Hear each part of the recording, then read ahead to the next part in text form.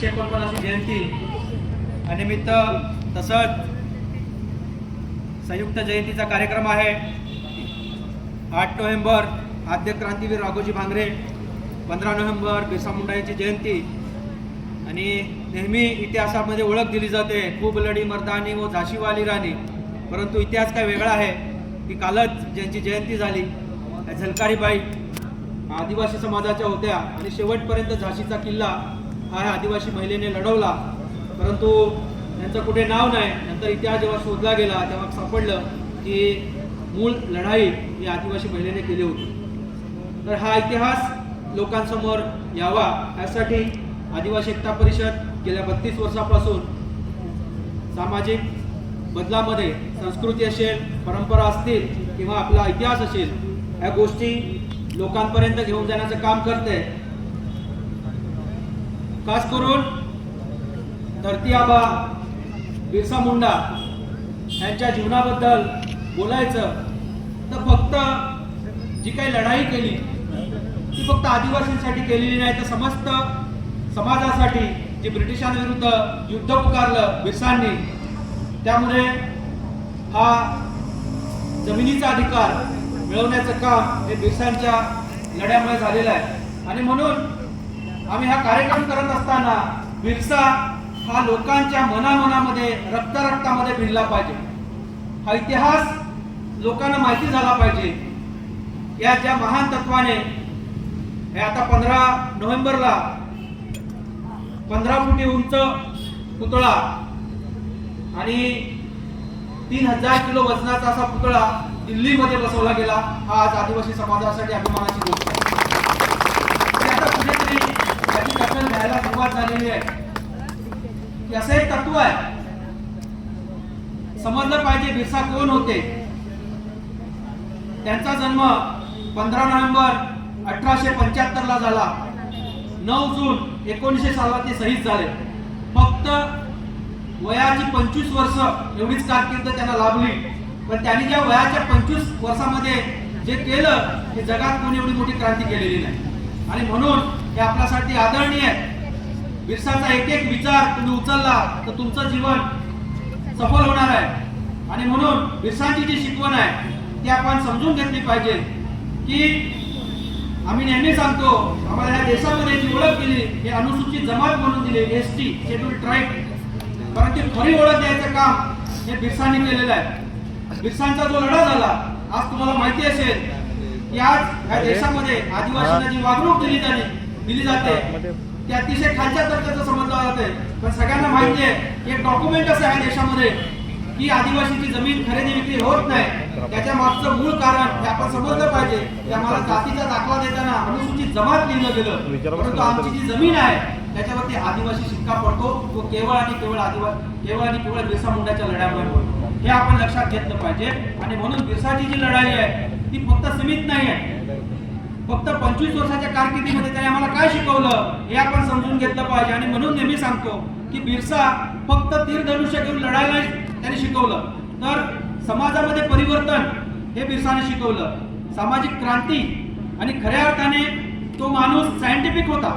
आम्ही कधीच बिरसाला भगवान सांगत नाही, तो एक क्रांतीवीर होता. त्याने बदल घडवलेला आहे. भगवान सांगितलं, लोक आजकाल बिरसा भगवान सांगतात. भगवान सांगितलं की त्याची फक्त पूजा होते, त्याचे विचार लोक घेत नाहीत. आणि म्हणून बिरसाचा जीवनकाळ हा फक्त 25 वर्षाचा होता.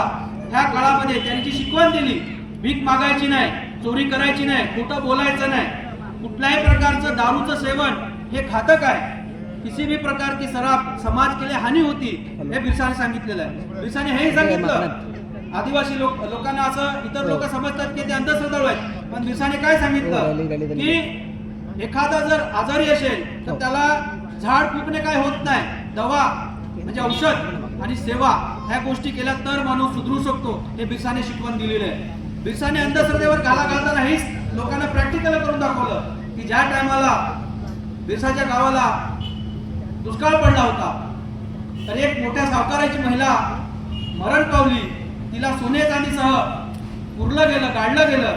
पण बिरसाने हे समजलं कारण ह्या दुष्काळामध्ये लोकांना खरी गरज असते सोन्या चांदीची का, काय खाणार लोक, अन्न खाणार. आणि बिरसाने काय केलं तर ते प्रेत उकरलं आणि त्याच्यावर जे सोनं चांदी होतं ते बाजारात नेऊन विकलं आणि त्याच्यातून धान्य आणलं आणि गावकऱ्यांना वाटून दिलं की माणसं जगली तर पुढे जगणार आहे. हे मेलेल्या माणसाला सोन्या चांदीचं काम नाही. आणि म्हणून बिरसाने प्रॅक्टिकली करून दाखवलं अंधश्रद्धा कशी चुकीची आहे. कारण मेलेल्या माणसाला त्याची गरज नाही आहे, जिवंत माणसाला अन्नाची गरज आहे. आणि ते सोनं असंच ठेवलं तर त्याच्याने काय होणार नाही. आणि म्हणून बिरसाने काय केलं तर ते जे काय होतं सोनं ते काढलं आणि गावकऱ्यांना अन्न वाटलं, म्हणजे धान्य विकत घेताना ते वाटलं. अशा प्रकारे बिरसाने खूप चांगली शिकवण आपल्या समाजाला दिलेली आहे. बिरसा पुढे हेही सांगतात की जो माणूस काहीच काम करत नाही, आम्ही आमच्याकडे थेंगूर सांगतो, तुमच्याकडे काय साबर सांगतात, काय सांगतात, थेंगूर सांगतात. तर त्याने स्पष्ट सांगितलंय की ते निवडुंगासारखे आहेत, ते समाजाचे काही कामाचे नाही, ते फक्त काळे टोकाचे काम करतात. अशा लोक काही चळवळीच्या कामाचे नाहीत. आणि म्हणून माणसाने सतत क्रियाशील असलं पाहिजे, मुंगीसारखं क्रियाशील असलं पाहिजे. बिरसाने शिकवण दिलेली आहे आणि बिरसाने जो लढा दिला त्याच्यामुळे ह्या देशामध्ये आज आम्हाला ओळख मिळालेली आहे. आणि म्हणून बिरसाची लढाई खूप मोठी लढाई आहे. फक्त आदिवासींसाठी केलं असं नाही, तर ह्या देशातल्या सगळ्या लोकांसाठी त्या टायमाला ब्रिटिशांविरुद्ध एवढा मोठा लढा दिला की म्हणून सांगतो की वयाची 25 वर्ष त्यांना मिळाली. त्या 25 वर्षामध्ये त्यांनी जे लढा दिलेला आहे तो खूप मोठा लढा आहे. बिरसाने हे आम्हाला शिकवलेलं आहे की आम्ही ह्या पृथ्वीवर राहणारी लोक स्वतंत्र आहोत, आम्ही कोणाचे गुलाम नाही. आणि म्हणून बिरसाने सगळ्या धर्माचे परीक्षण केलं, हिंदूंचं परीक्षण केलं, ख्रिश्चनांचं परीक्षण केलं. कारण शिक्षणासाठी म्हणून तो ख्रिश्चन मिशनरी मध्ये गेला. त्यावेळेस 7वी पर्यंत त्याचं शिक्षण झालं इंग्लिश मीडियम मध्ये. तेव्हाचा जमिनीचा लढा त्याला समजला. नंतर मग हिंदूच्या आश्रमात गेला, तिथे त्याने समजलं. पण सरतेशेवटी त्याने कबूल केलं की नाही, हे काही देववादावर विश्वास ठेवून चालणार नाही. शिवगोंगा म्हणजे सूर्य आमचा देव आहे, चंद्र आमचा देव आहे, हे जंगल आहे हे आमचा देव आहे, ही जमीन आमचा देव आहे.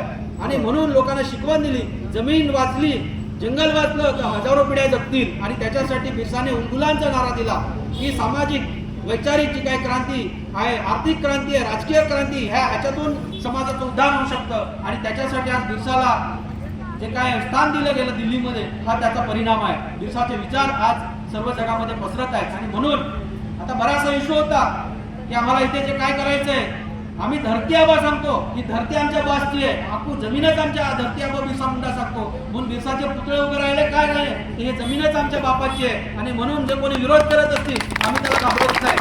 धरती आहे, आम्हाला त्या प्रतिकृतीची गरज नाही, ही जमीनच आमची आहे आणि ह्या जमिनीवर आम्ही जगतो. म्हणून आमच्यासाठी ते पवित्र आहे. म्हणून आम्ही त्याला धरती आबा सांगतो की असं त्याला हिऱ्यागऱ्याला धरती आबा सांगत नाही. तर म्हणून ह्या जमिनीसाठी ज्याने लढा दिला, संघर्ष केला आणि आज आम्हाला हा दिवस दाखवला. म्हणून मी नेहमी सांगतो की अवघी फक्त 25 वर्ष जगला, पण त्याचे विचार मेलेले नाहीत. बिरसा बरी शहीद झाले, पण त्याचे विचार आजही आपल्याकडे जिवंत आहेत. म्हणून 150 वर्षानंतर पण आज आपण त्यांची जयंती साजरी करतोय, एक वैशिष्ट्य आहे. आणि म्हणून कोणी असेल काही असेल, जे काय आहे ते आम्ही आमचं उभं करून दाखवणार आणि करणार. ह्या बाबतीत कुठलाही दुमत नाही. बरेच आम्हाला आदिवासी नाक्यावर पण भरपूर विरोध झाला, पण आमचा धरती आबा आहे आणि त्याची जमीन आहे, तर त्याला कोणाची अडचण असता कामा नये. आणि बाकीच्या ज्या गोष्टी करायच्या आहे, वेगळं बोलण्यासारखं बरंच सारं आहे. पेसा ग्रामपंचायत आहे, अनुसूचित क्षेत्र आहे. आणि मी लोकांना नेहमी सांगतो, आज जे तुमच्या आदिवासी लोकांच्या बुडाखाली जी जमीन आहे त्या आपल्या बापामुळे आहे, त्याला विसरून कधीच चालणार नाही, त्याच्या पुढे तुम्ही जाऊ शकत नाही. आणि म्हणून हे आपण लक्षात ठेवलं पाहिजे.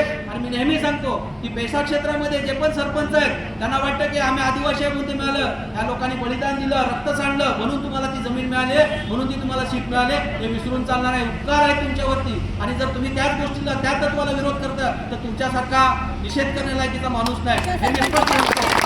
हे आदिवासी पद आहे, हे तुम्ही लक्षात घेतलं पाहिजे. ते सरपंच पद तुम्हाला असंच मिळालेलं नाही, ह्या बिरसाची देण आहे, हे विसरून चालणार नाही. म्हणून 1874 पासून ते आजपर्यंत जो लढा झाला, म्हणून आम्ही लोकांना सांगतो का खरं स्वतंत्र आदिवासींचं हे आधीच आम्हाला मिळालेलं आहे. 1935 साली जेव्हा 5वी अनुसूची 6वी अनुसूची घोषित झाली तेव्हाच आम्हाला सगळं काय मिळालेलं आहे. आणि म्हणून बिरसा आमच्यासाठी एक आत्मीयता असलेला माणूस आहे आणि तो आमच्या रक्तात आहे, क्षणाक्षणामध्ये आहे, आमच्या हृदयात आहे. आणि त्याला तुम्ही काढू शकत नाही, तुम्ही त्याला बंद करू शकत नाही. आणि आज बिरसाचं आंदोलन फक्त भारतात सीमित नाही राहिलं. मागच्या टायमाला बराक ओबामा होता, त्याने पण त्याच्या अमेरिकेमध्ये बिरसाची जयंती साजरी केली. आपल्यासाठी खूप मोठी महत्वाची गोष्ट आहे की बिरसा फक्त आता भारतात राहिला नाही, तर ह्या जगामध्ये त्याचे जे विचार आहेत ते पसरलेले आहेत. ह्या महान तत्वाला माझं नमन करतो, वंदन करतो, अभिवादन करतो आणि माझे 2 शब्द संपवतो. सगळ्यांना जोहार. जय जोहर का नारा है, भारत देश हमारा है। जय जोहर का नारा है, भारत देश हमारा है।